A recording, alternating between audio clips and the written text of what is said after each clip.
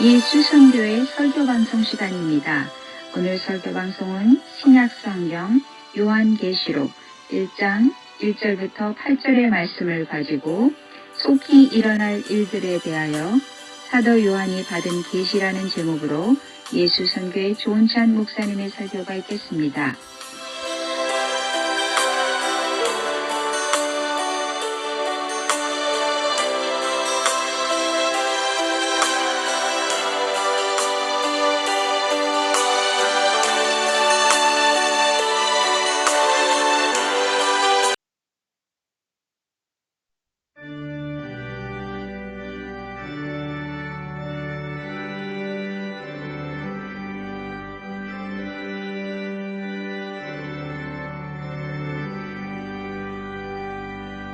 찬양 성부 성자 성령 성삼위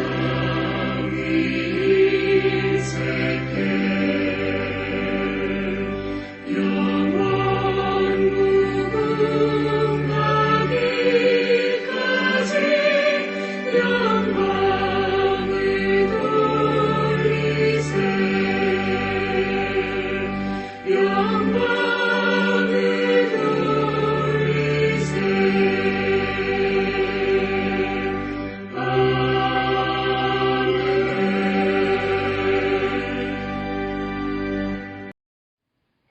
참회의 기도 및 사도신조로 신앙 고백이 있겠습니다.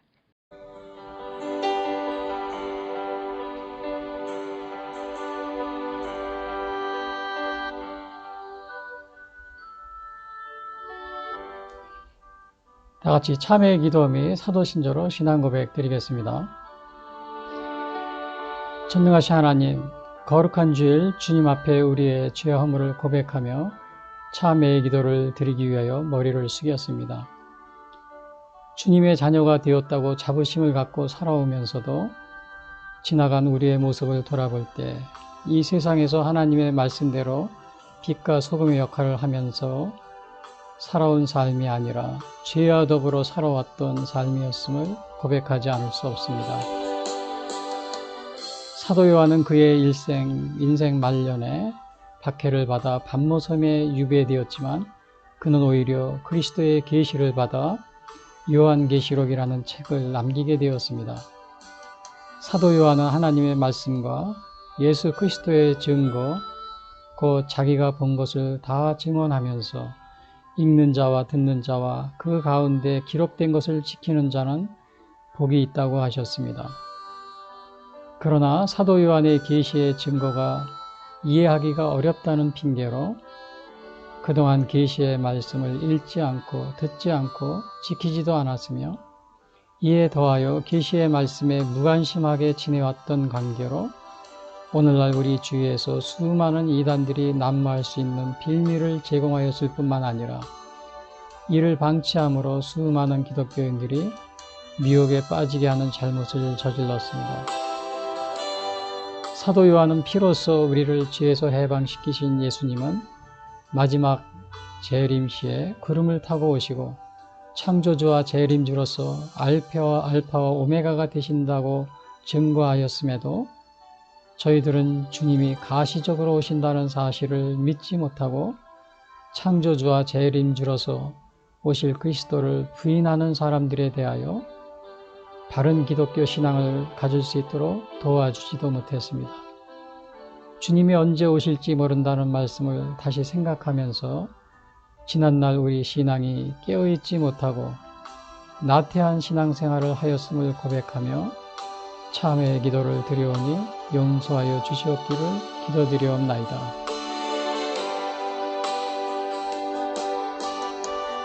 주께서는 제사를 기뻐하지 아니하시나니 그렇지 아니하면 내가 드렸을 것이라.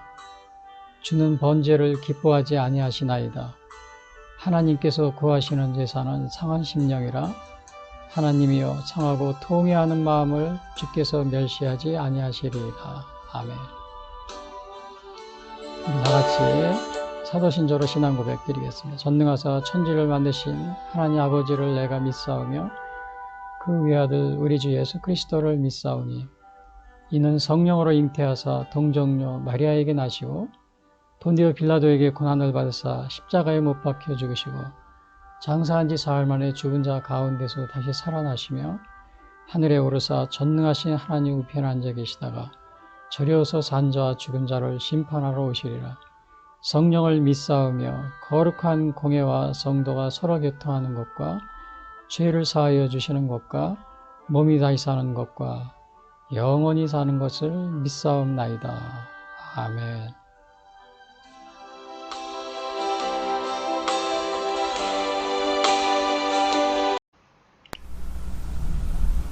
이어서 오늘 방송 설교를 위한 성경 말씀 봉독이 있겠습니다.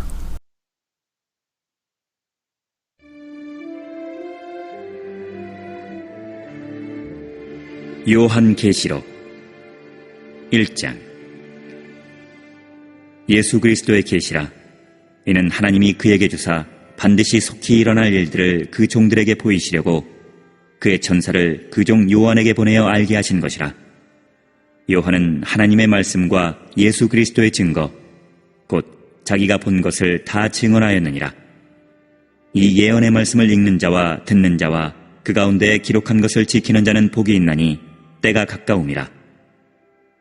요한은 아시아에 있는 7교회에 편지하노니 이제도 계시고 전에도 계셨고 장차 오실 이와 그의 보좌 앞에 있는 7영과 또 충성된 증인으로 죽은 자들 가운데서 먼저 나시고 땅의 임금들의 머리가 되신 예수 그리스도로 말미암아 은혜와 평강이 너희에게 있기를 원하노라.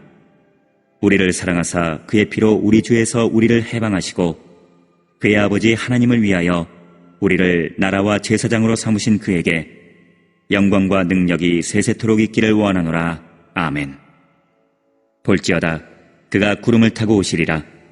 각 사람의 눈이 그를 보겠고 그를 찌른 자들도 볼 것이요 땅에 있는 모든 족속이 그로 말미암아 애곡하리니 그러하리라.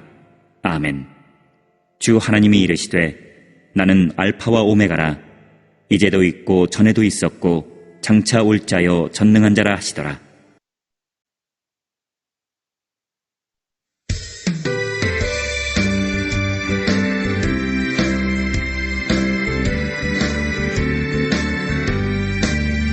하나님의 앞에 소리쳐 진동할 때에 예수 영광 중에 구름 타시고 천사들을 세계 만국 모든 곳에 보내어 구원받은 성도들을 도우리. 나 밟을게 나의 길을 나 밟을게 나의 길을 나 밟을게 나의 길을 부를 때에 잔치 참여하겠네. 무덤 속에 잠자는 자 그때 다시 일어나 영화로운 구원 승리 얻으리. 주가 택한 모든 성도 구름 타고 올라가 공중에서 주의 얼굴 배우리. 나 밟을게 나의 길을 나 밟을게 나의 길을 나 밟을게 나의 길을 부를 때에 잔치 참여하겠네.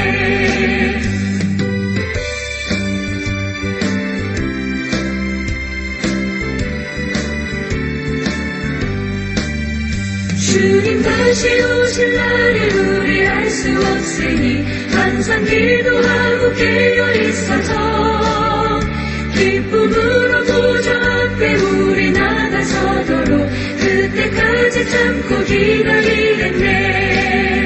나 밟을게 나의 길을 나 밟을게 나의 길을 나 밟을게 나의 길을 부를 때에 잔치 참여하겠네. 오늘 전해드릴 말씀은 신약 성경 요한계시록 1장 1절부터 8절 말씀 가지고 속히 일어날 일들에 대하여 사도 요한이 받은 계시라는 제목으로 말씀드리겠습니다. 사실 이 계시록은 그 난해한 그러한 책 중에 하나입니다.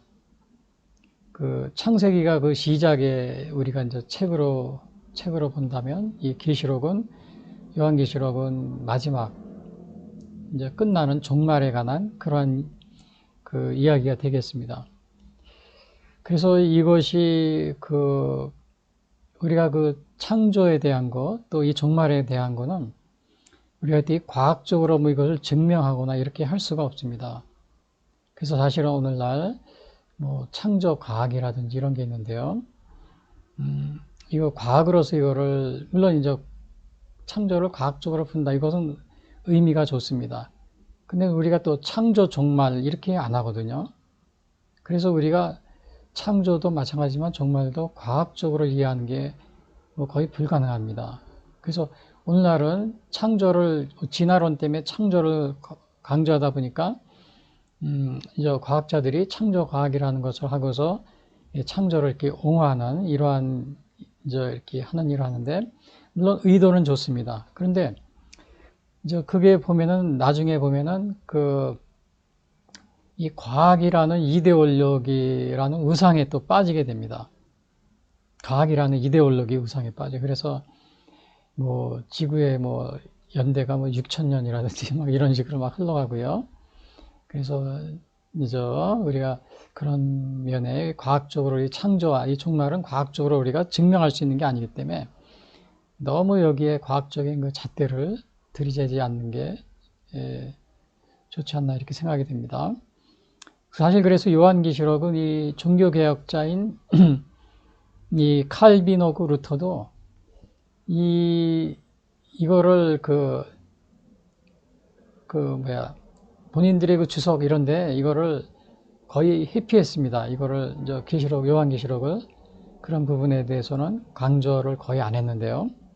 왜냐, 이거는 뭐 정말 저도 사실은 이게 뭐 수도 없이 이거를 읽고 또 어려서부터 읽어왔고 또 지금도 그렇지만 아직도 제가 이게 정말 어떤 그 해석을 내려야 될지 정말 어려운 것이 요한계시록입니다.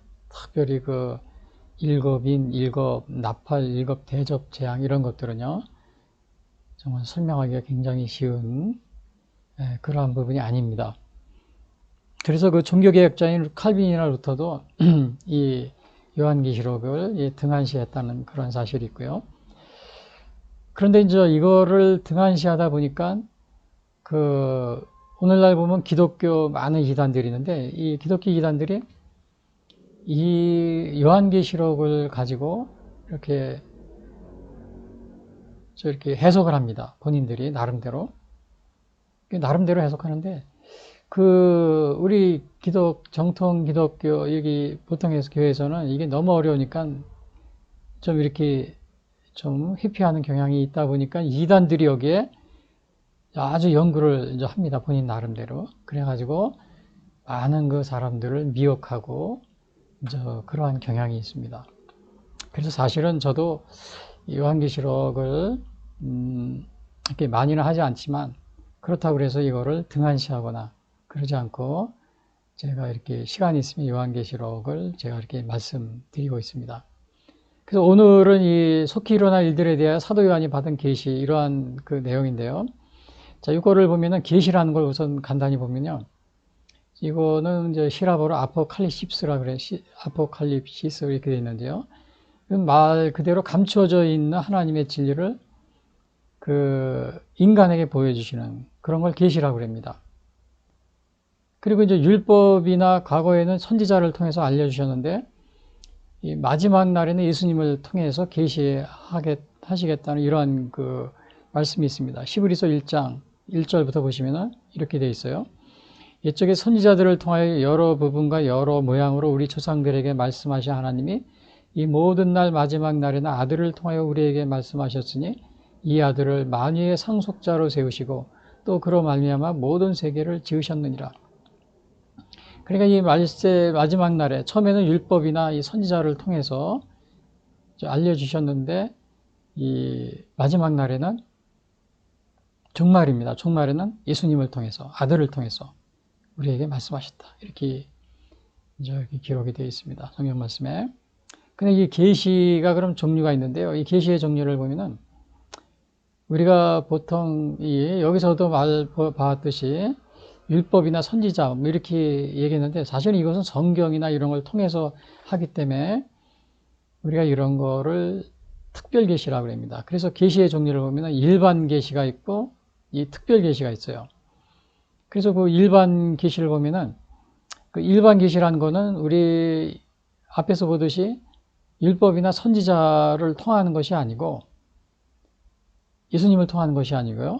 그냥 자연, 역사, 양심 이런 걸 통해서 우리에게 알려주신다는 겁니다. 자연을 통해서. 그러니까 이미 우리는 이 땅에 살면서 우리가 자연 속에 또 역사 속에 또 우리 양심 이런 걸 가지고 살면서 이미 하나님의 계시를 우리가 보고 있는 겁니다. 그래서 로마서 1장 20절에도 그럽니다. 창세로부터 그의 보이지 아니하는 것들 곧 그의 영원하신 능력과 신성이 그가 만드신 만물에 분명히 보여 알려졌나니 그러므로 그들이 핑계치 못할지니라. 그러니까 이 창조하신 이 때부터 오늘날까지 하나님의 이 능력, 신성 그것이 이 자연 만물에 이렇게 드러나 있다는 겁니다. 그래서 내가 하나님을 모르는데 또 나는 하나님이 누구야? 들어본 적도 없어. 이렇게 핑계할 수 없다는 겁니다. 마지막 우리가 하나님 앞에 심판대에 가서도 하나님이 이제 우리가 심판을 받잖아요. 그러면 하나님을 모름으로 인해서 하나님을 믿지 않음으로 예수님을 믿지 않음으로 해서 우리가 심판을 받아요. 그때 우리가 핑계할 수가 없다는 겁니다. 왜? 하나님께서 이 자연 만물 또 역사 양심을 통해서 드러내 주셨기 때문에 그렇습니다. 그래서 일반 계시를 통해서는 우리가 하나님을 제대로 깨달아 알 수 없기 때문에 결국은 일반 계시를 통해서 우리가 구원에 이를 수 없다. 이렇게 칼 바르트 그 신학자는 얘기하고 있습니다. 그래서 필요한 것이 뭐냐면 특별 계시입니다. 이 특별 계시는 계시, 꿈, 직접 음성, 무생물 또 선지자를 통해서 이렇게 말씀하시는데요. 아까 율법 이런 걸 통해서 또 성경이 있고요. 또 예수님의 성육신, 십자가 부활 이걸 통해서 성경이 이제 기록이 되는 것이요. 그리고 이제 특별 계시 중에서 이 성경이 아주 오늘날 보면은 그 가장 이 하나님에 대해서 잘 이렇게 계시를 말해주고 있습니다. 그래서 오늘날은 우리가 이 성경, 특별 계시인 성경을 통해서 하나님을 알 수 있기 때문에 그래서 오늘날 이렇게 전도하거나 또 하나님의 예수님을 전하는 이러한 사람들이 제일 먼저 하는 게 뭐냐면 성경을 어떻게든지 보급하려고 합니다. 성경을 전해주고.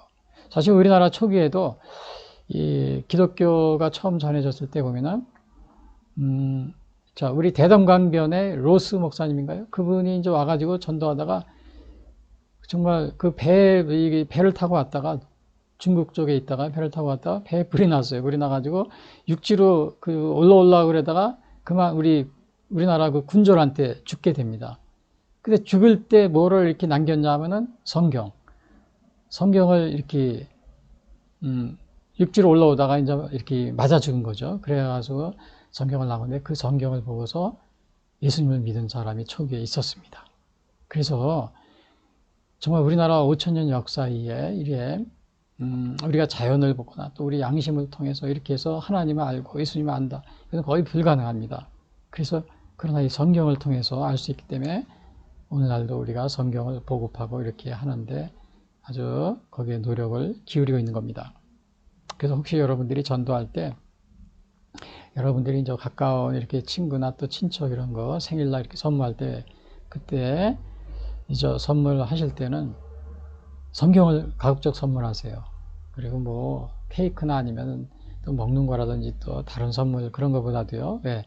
왜냐하면 이 성경은 정말 언젠가는 예수님을 믿지 않더라도 언젠가는 이 성경을 통해서 예수님을 또 본인도 모르게 믿을 수 있는 그러한 이제 그렇게 되는 경우가 있습니다. 그래서 여러분들이 열심히 성경을 이제 전하는 그러한 그 기회를 여러분들이 만드는 게 좋을 것 같습니다.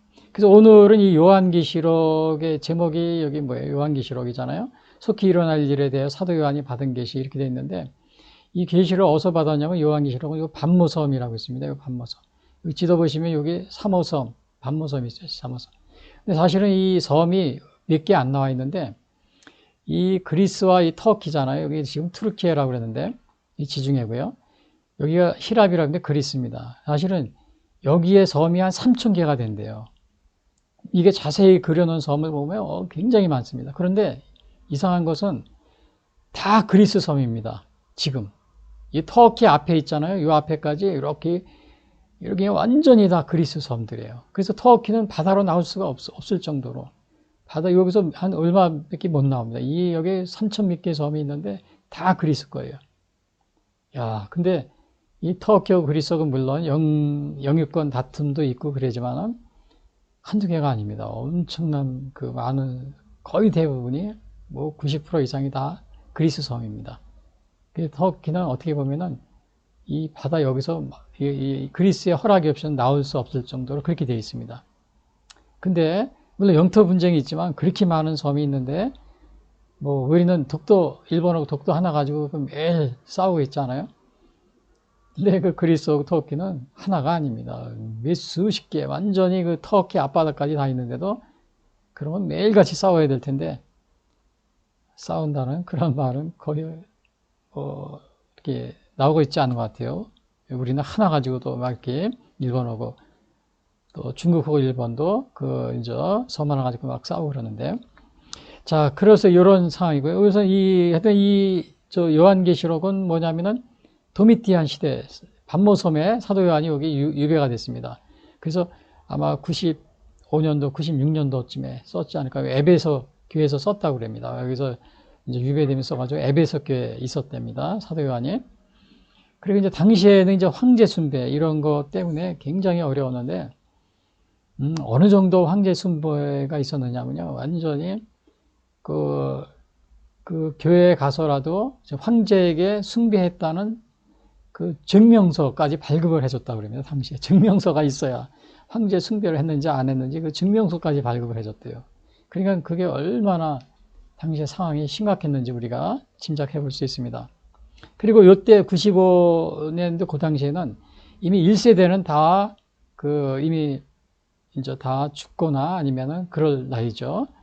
그렇기 때문에 2세대들이 있었는데, 당시에 그러니까 2세대들이 굉장히 이 기독교 신앙을 지키면서 그 이단들의 공격 이런 데 굉장히 아마 취약했습니다.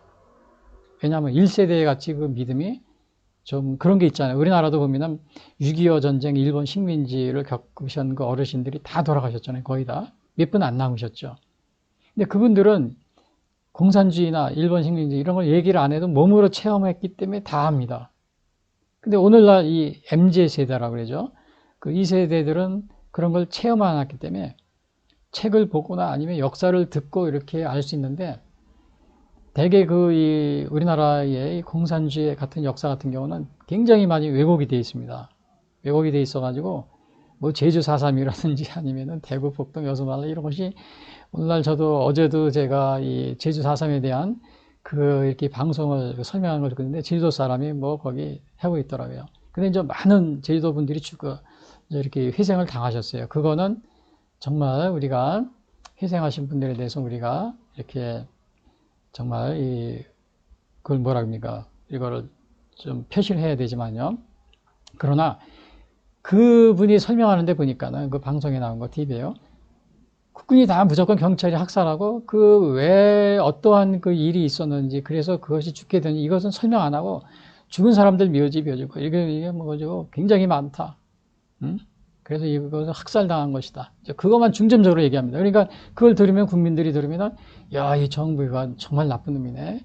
우리나라 이 초기에 그 정부를 국가를 세우면서 굉장히 나쁜 짓을 많이 이런 식으로 생각이 들고 거기에 대해서 그것이 일어나게 된 그 원인이라든지 또 민간인들이 그냥 죽었다 학살했다 이렇게만 얘기하는데 그것이 그냥 죽은 게 아닙니다. 민간인들 보면은 거기에 이제 이렇게 이 공비들이잖아요. 그 공산당을 추종하는 이런 사람 섞여 있을 경우가 있어요. 또 그 가운데는 총기도 있습니다.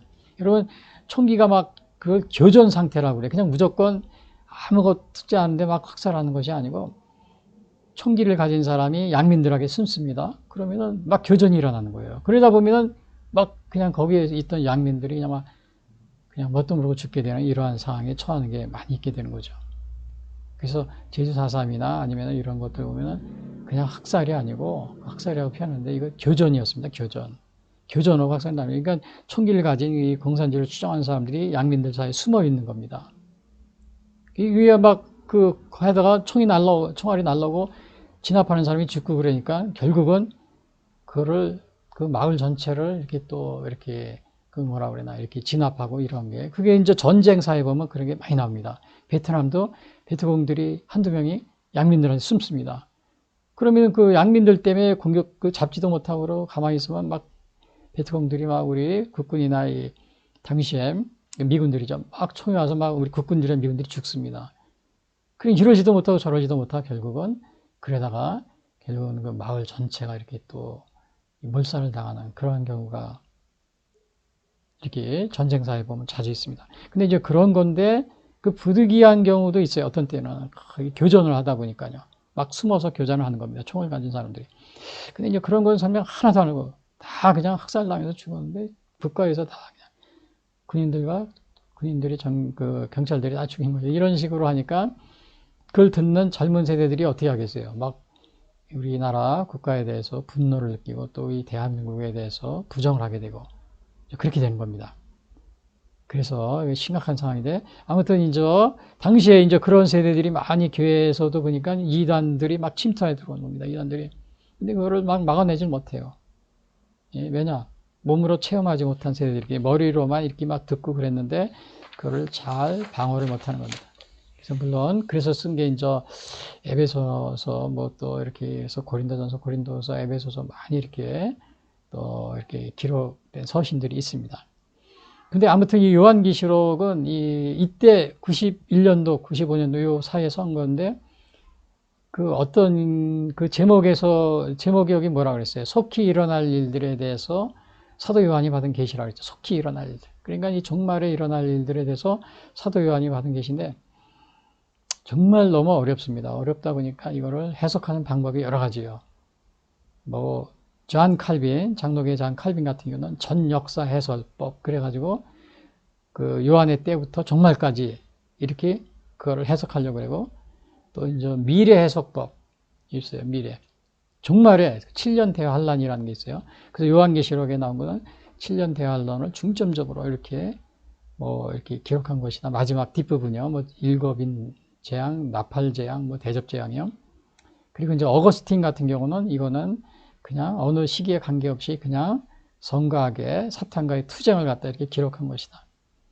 또 어느 분들은 그냥 요한이 반모섬에 있을 당시, 그 당시를 주의로 해서 일어난 사건을 기록한 거 이런 식이 많이 있어요. 근데 이제 저도 이게 굉장히 이게 어렵고 그런데 그 정말 물론 이제 7교회에게 보낸 편지 이렇게 쓴 걸로 이렇게 보고 있지만은 우리가 다니엘서 보면은 다니엘서는 다니엘이 본 계시 환상은 그 당시에 또 지나고서 역사적으로 다 증명이 됩니다.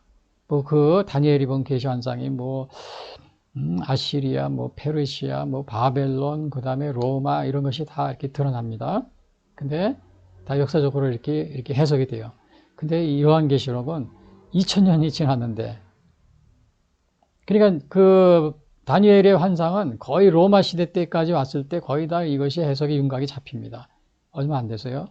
근데 이 요한계시록은 2000년이 지났어도 우리 역사 속에서 이것을 해석하는데 아직도 해석하는데 어려움이 있습니다. 근데 아마 미래 해석법을 가장 많이 쓰는데 그 정말 7년 대환란 중심으로서 일하는 것이 이렇게 해석하지만은 존 칼빈이 이야기한 전역사 해석법 이것도 좀 일리가 있습니다. 왜냐 다니엘서를 보면은 그 역사적인 그 해석 그런 패턴을 따르거든요. 그래서 그 존 칼빈이 그 말하는 전역사 해석법. 그러니까는 사도 요한이 본 때부터 이 7 인재앙, 7 나팔재앙, 7 대접재앙에 순차적으로 그 일어난 것이 아닌가. 그래서 마지막 이제 가장 마지막 그 7 나팔재앙 그것이 마지막 그 7년 대환란으로 이어지는 그래서 예수님의 재림의 시간이 이제 종말이 다가오는 마지막 이제 그런 것은 아닌가 이렇게 생각하는 경우도 많이 있습니다. 근데 꼭 어떻다고 이렇게 그것이 맞는 것이다 이렇게 말할 수는 없어요. 왜냐? 우리가 확정적으로 얘기할 수가 없습니다. 왜냐? 종말은 이 과학적으로 우리가 증명할 수 있는 게 아닙니다. 창조도 과학적으로 우리가 증명할 수가 없어요. 예? 과학적으로 하려고 그러면 이게 과학이 이데올리, 과학 이데올로기가 우상이 됩니다. 과학을 우상하는 그런 이데올로기를 우상하는 그런 결과를 빚어요. 그래서 그런 면을 우리가 조심해야 된다. 그래서 오늘 여기 보시면은 계시를 어떠한 계시를 받은 거냐? 처음에 이렇게 보시면은 그 천사를 통해 주신 예수 그리스도의 계시다. 이거를 얘기해주고 있어요. 사도 요한이 받은 게 그 계시의 내용이 뭐냐면 첫 번째 천사를 통해 주신 예수 그리스도의 계시다. 근데 여기 보시면 예수 그리스도의 계시라 그랬죠. 그게 다른 것이 아닙니다. 이것은 이는 하나님이 그에게 주사 반드시 속히 일어날 일들을 그 종들에게 보이시려고 그의 천사를 그 종 요한에게 보내어 알게 하신 것입니다. 그러니까 오늘 요한계시록은 예수 그리스도의 계시라고 그랬어요. 예수 그리스도의 계시. 또 이거를 우리는 성경 조직신학에서는 계시라고 그러는데 우리 성서신학을 공부하시는 분들은 묵시라는 말을 많이 씁니다. 묵시. 그래서 묵시라는 말은 성서 학자들이 주로 쓰고 있습니다. 이거는 하나님이 주셨다고 그랬어요. 하나님이 주셨다. 그리고 그 종 반드시 속히 일어날 일들을 그랬어요. 여기서 그 종 요한에게 보이시려고 그의 천사를 그 종 요한에게 보내 알게 하셔요. 여기서 반드시 속히 일어날 일들이라고 그랬죠. 그래서 제목도 뭐라 그랬어요? 제목도 보면은 속히 일어날 일들에 대하여 사도 요한이 받은 것이에요. 이게 속히 일어날 일들입니다. 여기서 보면 반드시라고 했어요. 반드시 일어날 일들이라고 그랬는데 그래서 사람들이 이것이 속히 일어난다 그러니까 어떤 걸 많이 당시의 사람들이 어떻게 생각했냐면은 야 이제 예수님이 곧 오시는 거 아니야? 그래가지고는 그 당시에 어떻게 했냐면은 이제 어떤 일이 일어났냐면요.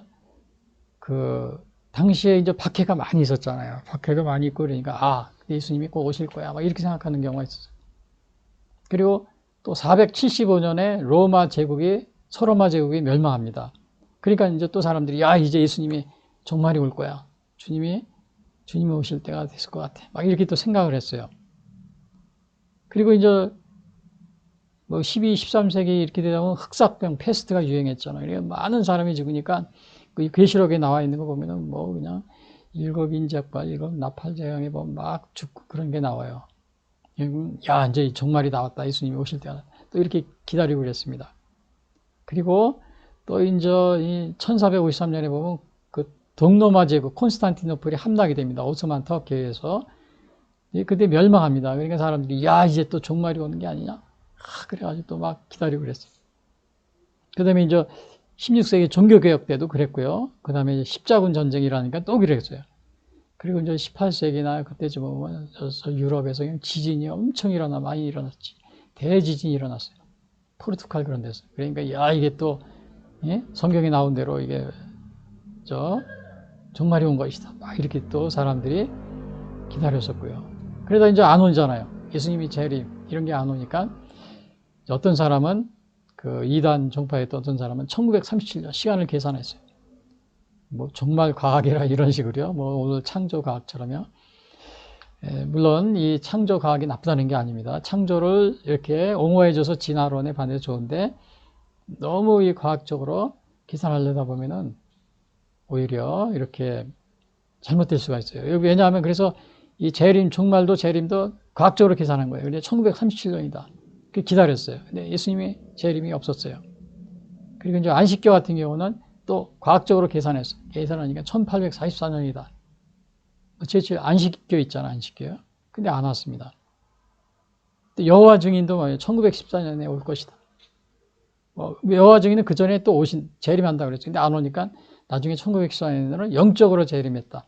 영적으로 이런 식으로 이제 얘기를 하게 됩니다. 그래서 여기서 속히 일어날 일이라 그래서 또 예수님의 이제 앞으로 뒤에 보면 재림에 대한 이런 얘기를 이렇게 하는데 너무 과학적으로 이거를 계산하려고 하면 안 된다는 것을 우리가 여기서 암시해 주고 있습니다. 그날과 그때는 속히 일어날 일이라고 해서 여기 이제 뒤에 보면 예수님의 재림에 대한 게 나오네요.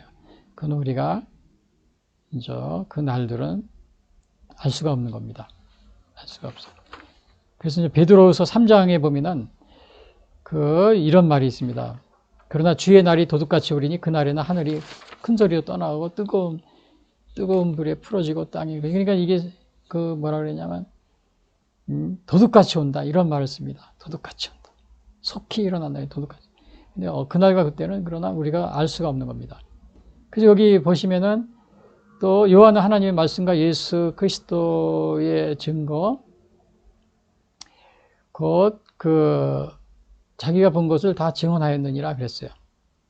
그래서 하나님의 말씀과 예수 그리스도의 증거, 자기가 본 것, 이것을 동일시하고 있는 거죠. 그러니까 예수님과 또 하나님의 말씀을 동일시하고 있습니다. 하나님의 증거를. 자, 그래서 오늘 이렇게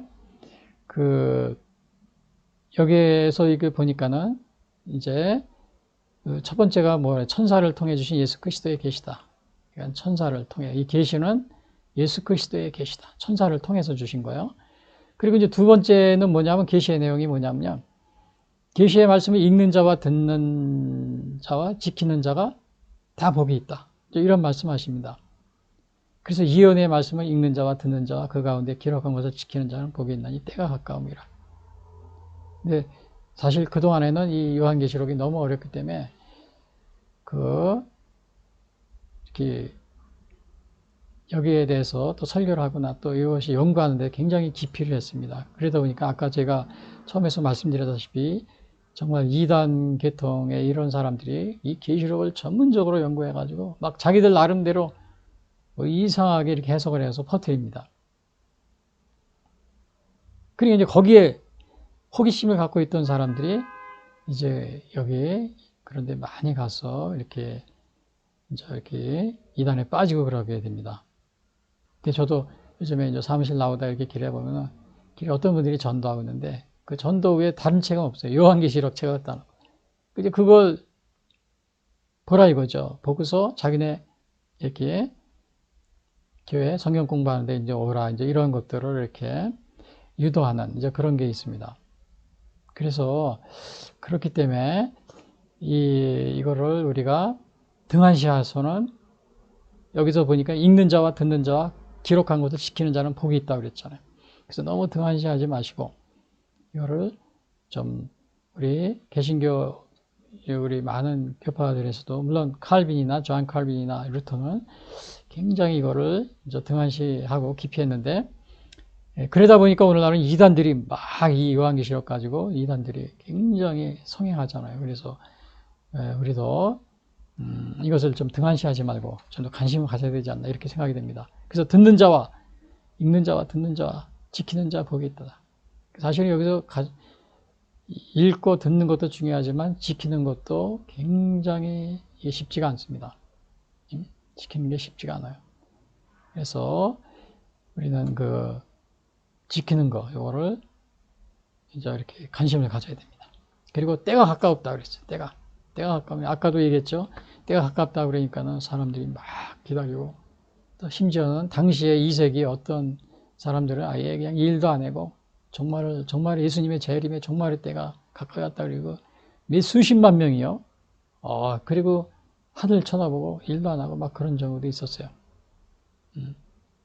근데 오늘 여기 또 제가 이제 그런 것이 왜 잘못된지 그 뒷부분에 제가 말씀드리는데, 그래서 여기서 보면은 세 번째는 뭐냐면 계시의 내용이 우리를 지혜서 그러니까 사도 요한이 본 게, 여기 제목이 뭐라 그랬어요? 속히 일어날 일들에 대해 사도 요한이 받은 계시. 근데 계시의 첫 번째는 뭐예요? 천사를 통해 주신 예수 그리스도의 계시의 내용이 그 천사를 통해서 주신 계시라 이거죠. 그 다음에 두 번째는 계시의 말씀을 읽는 자와 듣는 자와 지키는 자는 복이 있다. 그런 거예요. 세 번째는 뭐예요? 우리를 죄에서 구하신 예수님이 구름을 타고 오시는 것을 모든 사람이 볼 것이다. 그 세 번째 계시의 내용이 이거예요. 예수님이 구름을 타고 오신다는 겁니다. 그래서 아까 속해 온다 그러니까 사람들이 예수님이 구름을 타고 오신다 그러니까 막 일도 안 하고 하늘만 쳐다보고 기다리고 막 그랬다고 그랬죠. 데살로니가 후서에도 그런 얘기가 나옵니다. 사람들이 일도 안 하고 막 그냥 예수님이 재림할 건데 무슨 소용이 있느냐 그러고 막 그러니 사도 바울이 그걸 막 남으라고 그러는 얘기가 데살로니가 후서에 나옵니다. 근데 그 후에 1세기, 2세기쯤에 여기 보면은 예수님이 구름을 타고 오신다. 그래서 속히 온다 그랬잖아요. 때가 가까움이라. 그랬으니까 사람들이 그냥 다 버리고 집도 이런 거 다 팔고서 모여가지고 하늘 쳐다보고 이제 그런 적도 있었습니다. 구름을 타고. 그래서 여기 보니까 요한 아시아에 있는 7개의 편지하노니 여기 보니까 7개라고 그랬는데 여기 장차 오실 이와 전에도 계셨고 장차 오실 이와 그 보좌 앞에 있는 7년과 그런데 7교회라는 게 나오죠. 7개. 근데 여기 보면 교회가 소아시아에 7교회만 있는 게 아니고 거기 뭐 많은 교회들이 있습니다. 여기 나오는 게 7교회 대표적인 게 뭐 에베소 교회, 그다음에 스마나 교회, 그다음에 버가모, 두아디라, 사데, 빌라델피아, 라우디게아 이런 교회가 있는데 그 교회도 골로새에서 뭐 또 많은 교회들이 있어요. 그 옆에. 근데 7만 여기서 이렇게 딱 얘기를 했습니다. 근데 성경에는 이 7을 굉장히 이렇게 의미가 있어요. 완전수라든지 또 거룩성을 나타낸다는 거죠. 상징. 여러분 이거 우리가 안식일도 7일째잖아요. 안식일도 7일. 그다음에 그 여리고성을 돌 때도 7바퀴. 7일간 7바퀴. 그다음에 나아만 장군이 병을 고치러 왔을 때도 그때 요단강물에 몇 번? 7번 담그라고 그랬죠. 그 예수님도 가상 7원이라고 그러죠. 십자가에서 7마리. 근데 초대교회 집사도 보면 7집사가 있었죠. 또 요한계시록에 보면 7등대, 7촛대 나옵니다. 그리고 7인의 재앙, 7나팔의 재앙, 요한계시록에 7대접의 재앙 이런 게 나옵니다. 그러니까 이게 7이 굉장히 그런 게 아주 자주 쓰였는데 여기서도 7교회. 더 많은 교회가 있지만 여기서 7 이거를 이렇게 완전수기 때문에 여기서 이렇게 표현하고 있습니다. 근데 이런 7이라는 것은 또 어디에서도 나오냐면은 레위기 4장 6절에 보면 속죄제를 드릴 때 보면은 그 제사장이 이제 피를 뿌립니다. 짐승을 잡아서. 근데 그 피를 찍어가지고 그 여호와 성소 회장 앞에 7번 뿌리라고 했는데 7번. 그래서 이것도 7번입니다. 그래서 이렇게 예수님이 이제 이렇게 보좌 앞에 있는 겁니다. 7명과 함께. 그리고 거기 보면은 이런 말이 있어요. 또 충성된 증인으로 5절에 죽은 자들 가운데서 이제 구름을 타고 오신다는 걸 설명하는 거예요. 먼저 나시고 땅의 임금들의 머리가 되신 예수 그리스도를 말미암아 은혜와 평강이 너에게 있기를 원하노라. 우리를 사랑하사 그의 피로 우리를 죄에서 우리를 해방시키시고. 그러니까 여기서 예수님이 누구신가? 이거에 누구예요? 땅의 임금들의 머리가 되시고 또 우리를 해방시키신 죄에서 예수님의 피로 해방시키신 분이다. 이제 그거를 얘기해 주고 있고요. 또 예수님은 누구냐? 그의 아버지 하나님을 위하여 우리를 나라와 제사장으로 삼으셨다. 제사장을 삼으신 게 영광과 능력이 세세토록 있기를 원하다. 그러니까 여기서 그 제사장으로 삼았다는 것은 뭐냐면요. 우리 예수님이 십자가 달려 죽으실 때 성전 회장이 찢어졌다고 그랬죠. 위에서 아래로. 그것은 뭘 의미하냐면은 그 지성소는 우리가 아무나 들어갈 수가 없어요. 대제사장이 1년에 한 번 7월에 들어갈 수가 있었는데 예수님이 십자가에 달려 죽으시면서 성소 회장이 찢어짐으로써 우리가 누구든지 예수님 앞에 나가서 이제 예수님 앞에 나갈 수 있게 됐다는 겁니다. 그래서 이거를 히브리서 그 10장 19절에 뭐라 그랬냐면 그러므로 형제들아 우리가 예수의 피를 힘입어 성소에 들어갈 담력을 얻었나니 전에는 들어갈 수가 없었어요. 회장이 있었는데 그 안에 아무나 들어가면 죽어요. 대제사장만이 들어갈 수 있어요. 근데 여기서 이제 회장이 찢어졌습니다. 예수님이 죽으실 때. 그래서 한 얘기가 히브리서 10장 19절. 그러므로 형제들아 우리가 예수의 피를 힘입어 성소에 들어갈 담력을 얻었나니. 그래서 요거를 제사장이 됐다 이런 말은 나라와 제사장으로 삼았다 그랬는데 이거는 베드로전서 2장 9절에 나옵니다. 그러나 너희는 택하신 족속이요 왕같은 제사장들이요 거룩한 나라요. 그래서 우리가 예수님의 피로써 우리가 정말 우리를 제사장으로 삼았다. 그래서 여기에 6절에 그 말이 그겁니다. 우리를 나라와 제사장으로 삼으신 그에게 영광과 능력이 세세토록 있기를 원하노라. 자, 근데 요거는 예수님이 누구신가? 요거에 대해서 얘기한 것이고요. 여기 7절에 여기 중요한 게 나옵니다. 볼지어다 그가 구름을 타고 오시리라 그랬어요. 구름. 각 사람이 능히 그를 보겠고 그를 찌른 자들. 이게 정말에 오늘 여기 다른 것도 중요하지만 오늘 이 계시의 내용이 뭐뭐 있었다고 그랬어요. 속히 일어날 들의 사도 요한이 받은 계시인데 요 첫 번째는 무슨 계시? 천사를 통해 계시가 예수 그리스도의 계시다. 천사를 통해 주신. 그리고 두 번째는 계시의 말씀을 읽는 자와 듣는 자가 지키는 복이 있다는 그런 말씀의 계시다. 그리고 세 번째는 우리를 죄에서 구하신 예수님이 구름을 타고 오신다. 구름을 타고 오시는 것을 볼 것이다. 그러니까 이것도 이제 요한이 받은 계시입니다. 예수님이 앞으로 정말에 오시는데 구름을 타고 오신다. 근데 이 구름을 타고 오신다는 것은 이것은 그냥 사도 요한이 그냥 한 얘기가 아니고 예수님도 마태복음에 그런 말씀을 하셨습니다. 24장에 보면 이런 말이 있어요. 그때 인자의 징조가 하늘에서 보이겠고 그때 왕의 족속들이 통곡하며 그들이 인자가 구름을 타고 능력과 큰 영광으로 오는 것을 보리라. 그가 큰 나팔 소리와 함께 천사들을 보내리니 그들의 그의 택하신 자들을 하늘 입구의 땅 저 끝까지 사방에서 모이라. 그러니까 예수님도 인자가 구름을 타고 능력과 큰 영광으로 오는 것을 보리라. 이것이 마태복음 24장 30절에 이렇게 예수님이 말씀하셨습니다. 근데 여기서 사도 요한도 뭐라고 그래요? 볼지어다 그가 구름을 타고 오시리라. 근데 어떤 분들은 이런 것을 어떤 사람들이 뭐 상징이다 그럽니다. 구름을 타고 오는 게.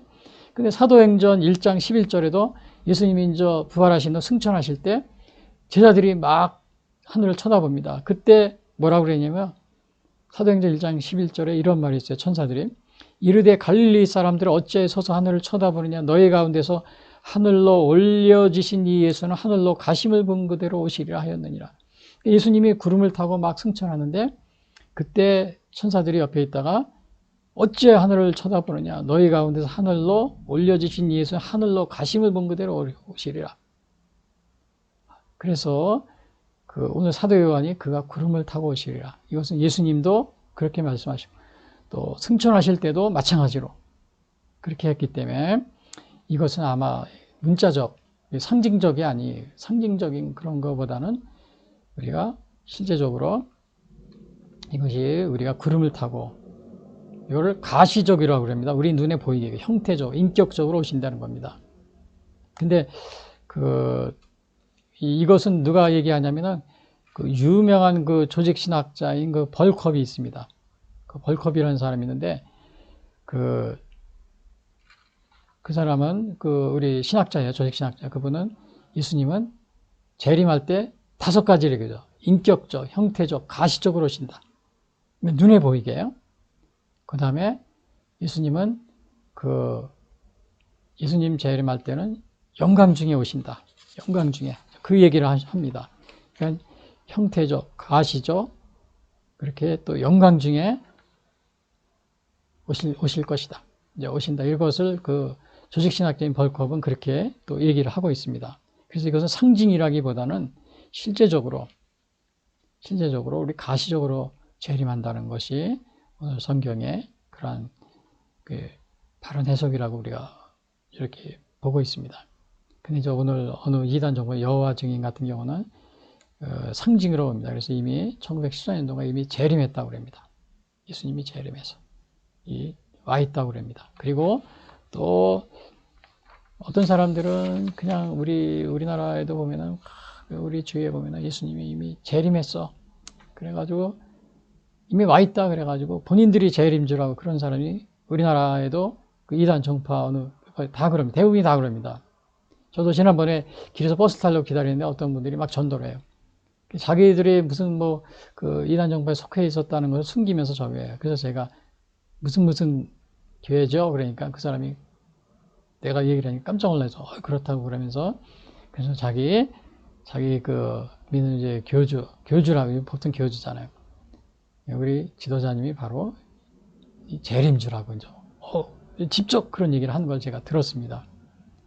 그래서 제가 그건 잘못된 것이다 이렇게 얘기를 하는데 그냥 얼굴이 우르락우르락 하면서 막 화를 내면서 갈 정도로 제가 그건 저 혼자 그런 것이 아니고 같이 옆에 있던 사람은 같이 이제 듣고서 깜짝 놀란 적이 있었는데요.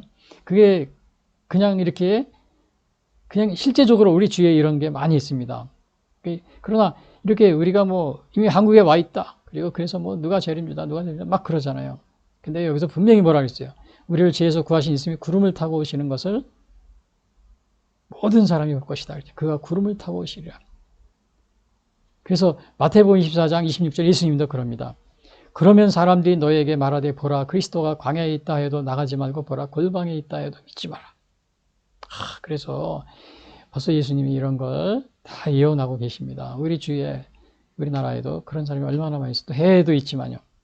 그러나 오늘 여기서 예수님의 재림은 어떻게 구름을 타고 가시적으로 온다는 것을 인격적, 형태적 가시적, 그리고 또 영광 중에 이 초림을 이 땅에 오실 때는 겸손하게 말구에 오셨지만 예수님이 재림하실 때는 정말 영광 중에 많은 천사들을 거느리고 또 많은 구원받은 사람들을 거느리고 영광 중에 오신다는 그런 것이 성경의 기록입니다.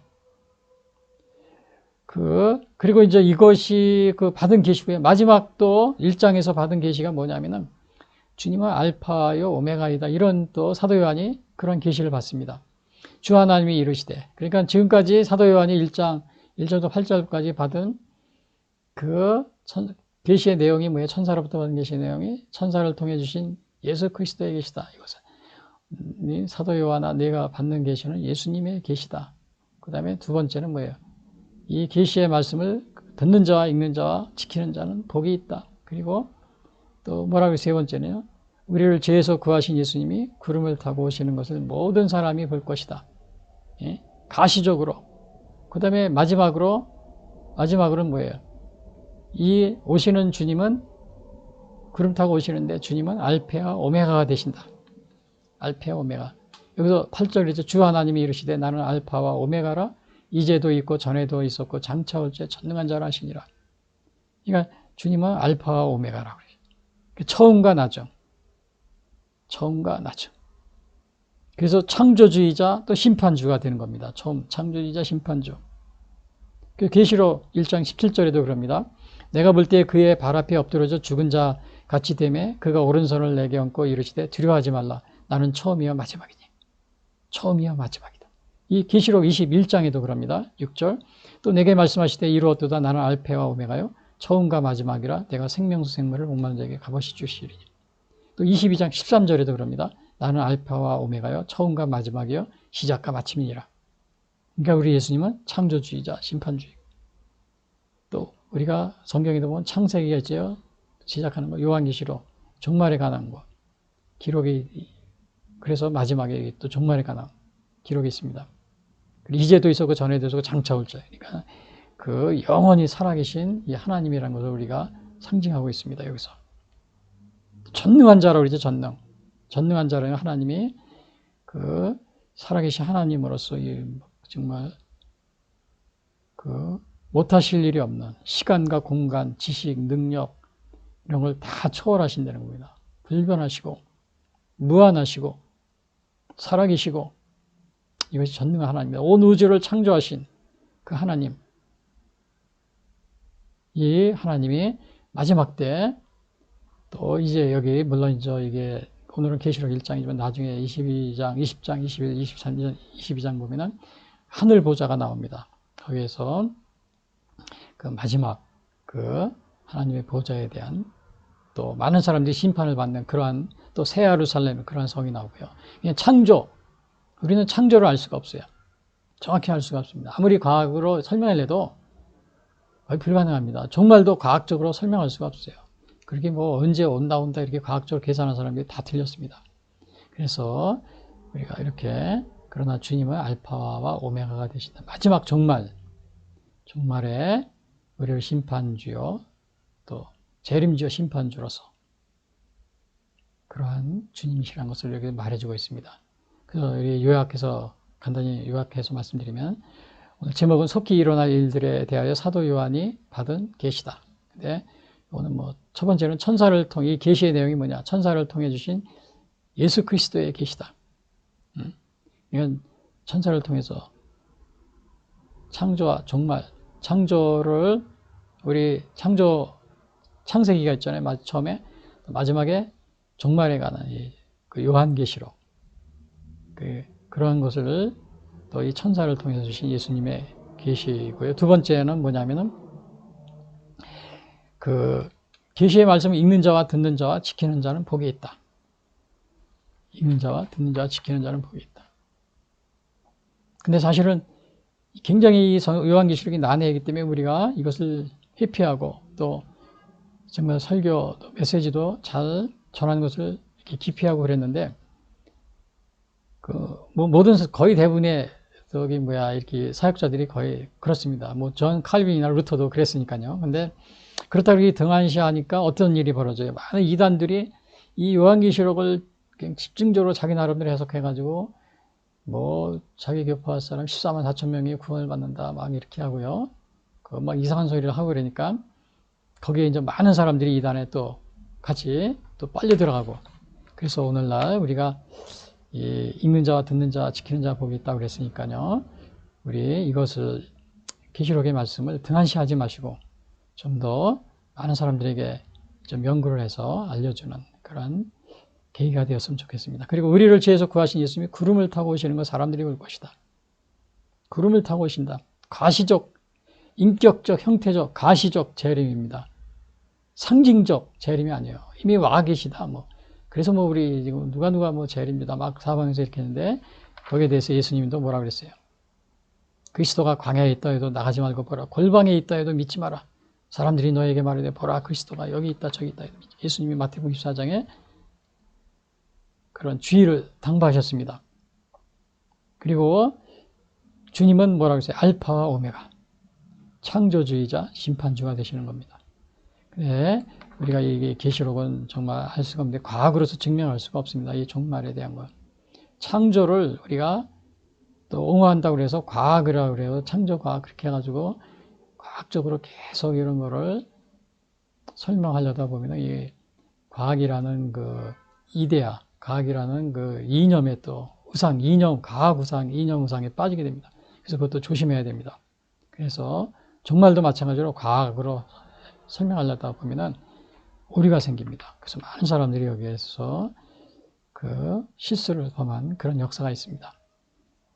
오늘 사도 요한이 받은 계시, 속히 일어날 일들이라고 그러니까 그냥 사람들이 정말 이것을 잘못 해석하고, 아까 제가 처음에도 얘기했지만 그냥 이 초대교회 그 당시에 많은 사람들이 일도 안 하고 나가서 기다린다거나, 또는 그 470원에 서로마 제국이 멸망하니까, 로마가 멸망하니까 그때 오는 게 아니냐, 또 그때 막 기다리고, 그다음에 12세기에 그냥 패스트, 홍역, 완전히 이게 흑사병이 유행이니까 그때 예수님이, 수많은 사람이 그냥 또 예수님이 오는 것이다 막 기다리고 막 그랬고요. 또 지진이 일어났습니다. 16세기 유럽에서. 그러니까 또 그때 올 것이다 막 그런 사람이 있었고요. 그 다음에 1453년 동로마 제국, 콘스탄티노플이 함락이 됩니다. 그러니까 또 세상에 종말이 왔다 막 그러고요. 그리고 이제 많은 사람들이 예수님의 날짜를 예언해서 다 틀렸습니다. 우리 예수님은 구름을 타고 가시적으로 마지막에 오실 겁니다. 결론적으로 말씀드리면 사도 요한은 반모섬에서 종말에 일어날 일들에 대한 계시를 받았습니다.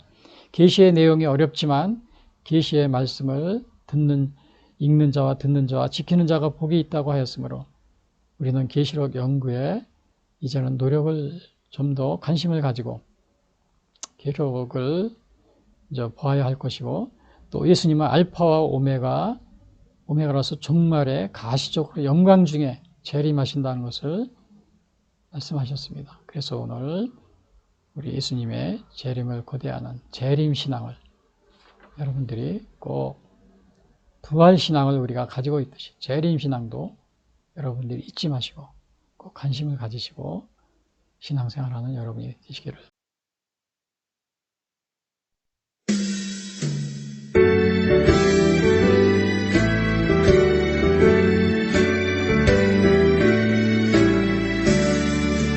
계속하신 구주께서 구름 타고 오실 때 천만 성도 함께 모여 주의 뒤를 따르네.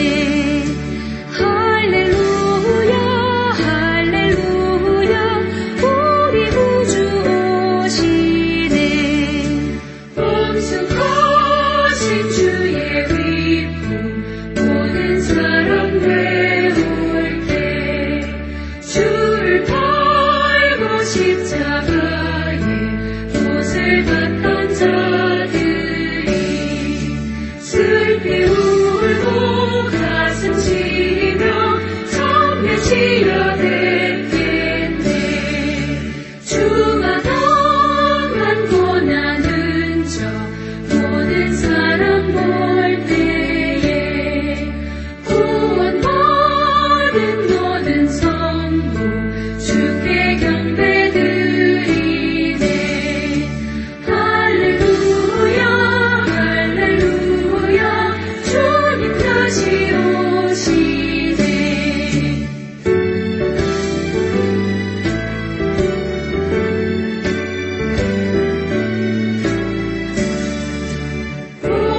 고대하던 예수께서 영광 중에 오실 때 왕의 왕이 되신 주를 우리 환영하겠네. 할렐루야 할렐루야 주여 어서 오소서. 아멘.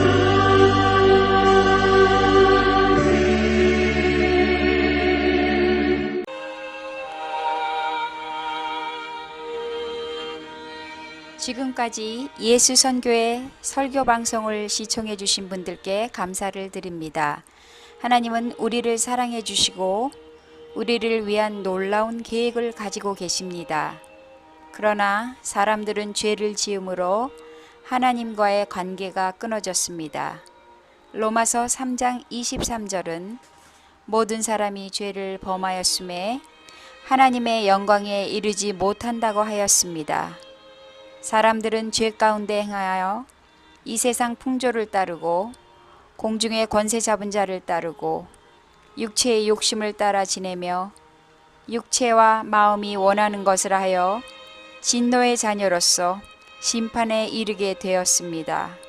죄로 인하여 사망의 심판에 이르렀음에도 불구하고 인간은 돈, 명예, 권력, 종교, 선행 등 자신의 어떠한 노력으로도 죄의 문제가 해결할 수가 없습니다. 이러한 가운데 하나님은 죄로 인하여 죽을 수밖에 없는 우리를 구하시기 위하여 독생자 예수님을 보내주셨습니다. 요한복음 3장 16절은 하나님이 세상을 이처럼 사랑하사 독생자를 주셨으니 이는 그를 믿는 자마다 멸망하지 않고 영생을 얻게 하려 하심이라 말씀하셨습니다. 그러나 사람들은 우리를 구하러 오신 예수님을 영접하지 않고 십자가에 달려 죽게 하였지만 예수님은 3일 만에 죽음을 이기시고 부활하셨습니다. 그리하여 하나님은 예수님의 구속의 희생을 믿고 회개하여 예수 그리스도를 영접하는 모든 사람들에게 영원한 생명을 약속해 주셨습니다. 그래서 요한복음 1장 12절에서 영접하는 자 곧 그 이름을 믿는 자들에게는 하나님의 자녀가 되는 권세를 주시겠다고 약속하셨으며 요한일서 5장 11절에서는 또 증거는 이것이니 하나님이 우리에게 영생을 주신 것과 이 생명이 그의 아들 안에 있는 그것이니라. 아들이 있는 자에게는 생명이 있고 하나님의 아들이 없는 자에게는 생명이 없느니라 라고 말하고 있습니다. 아직 예수님을 영접하지 못하신 분들은 이 시간 주님을 영접하시기를 바랍니다. 오늘 이 방송을 들으시고 신앙에 대하여 더 알기를 원하시는 분들은 www.missionchrist21st.com 예수선교회를 방문해 주십시오. 다음 방송 시간까지 안녕히 계십시오.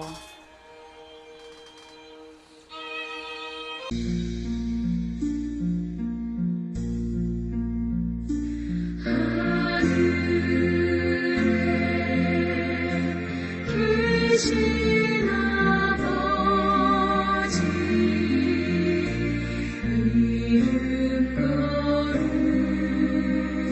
거룩하사 주님 나라 임하시고 뜻이